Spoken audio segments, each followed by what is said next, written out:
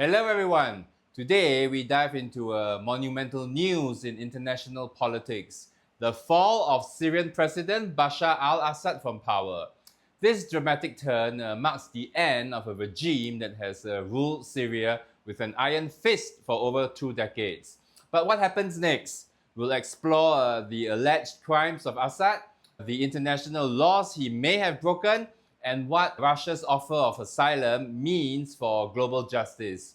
We'll also draw comparisons to another famous leader, Saddam Hussein. After years of civil war, economic collapse, and mounting international pressure, Assad has finally been toppled from power.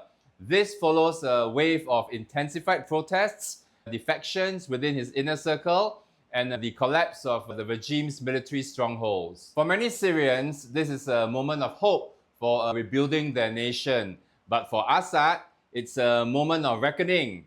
The regime has been accused of a litany of crimes during his tenure, including war crimes and crimes against humanity. The regime used chemical weapons, indiscriminate bombings of civilian areas, and systematic torture of political dissidents and activists in slaughterhouse prisons facilities. According to the United Nations, Assad's forces were responsible for mass killings, sieges, and starvation tactics in cities like Aleppo and Homs.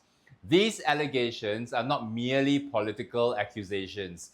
They are backed by reports from the United Nations, Amnesty International, and other human rights organizations. Shortly after his ousting, Russia announced that it would grant asylum to Assad, echoing its historical role as his staunch ally throughout the Syrian Civil War. What does this mean?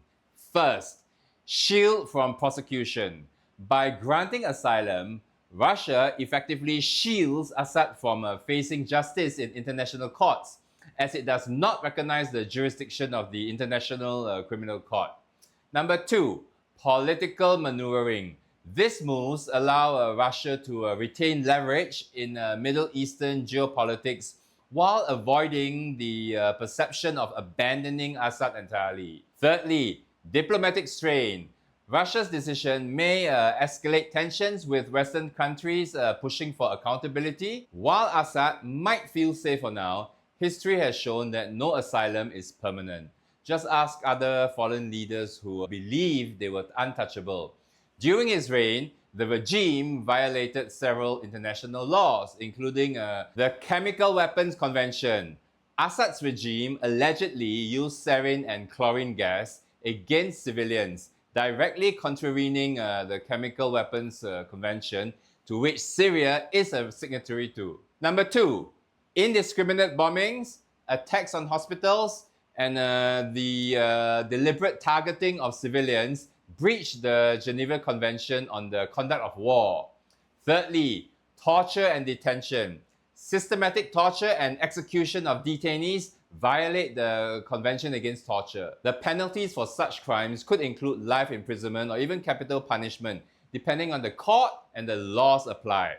However, the path to prosecution is fraught with challenges, especially given Russia's protection. Now let's talk about which courts have jurisdiction to prosecute Assad. If Assad ever leaves Russia and is captured, he could face trial in the International Criminal Court. Based in The Hague, the International Criminal Court prosecutes war crimes, crimes against humanity, and genocide. While Syria is not a party to the Rome Statute, the UN Security Council could refer Assad's case to the ICC. Also, a special tribunal similar to those for Rwanda or the former Yugoslavia could be established to prosecute Assad. Furthermore, some countries like Germany have laws allowing them to prosecute war crimes even if they occurred elsewhere. Assad could face trial if he steps into one of these jurisdictions. The fall of Bashar al-Assad draws striking parallels to the fate of Saddam Hussein. Both leaders ruled with absolute power, relying on fear and suppression to maintain control.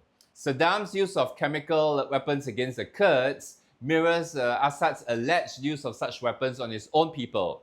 Finally, while Saddam was captured, tried, and then eventually executed after his fall, Assad's fate remains uncertain. Will he meet the same end, or will Russia's asylum grant him lifelong protection? Bashar al-Assad's fall is a pivotal moment in modern history. It represents the possibility of justice for millions of Syrians who suffered under his regime.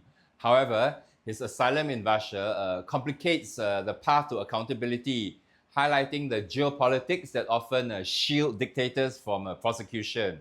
Comparing Assad to Saddam Hussein reminds us that justice, while slow, is often inevitable. International law is far from perfect, but it remains a beacon of hope for victims of such atrocities. As we reflect on this news, let us also remember the resilience of the Syrian people and their quest for freedom. Justice is not just about punishing the guilty. It's about rebuilding lives, communities, and nations. That's all for today, folks. Thank you for watching, and I'll see you in the next video.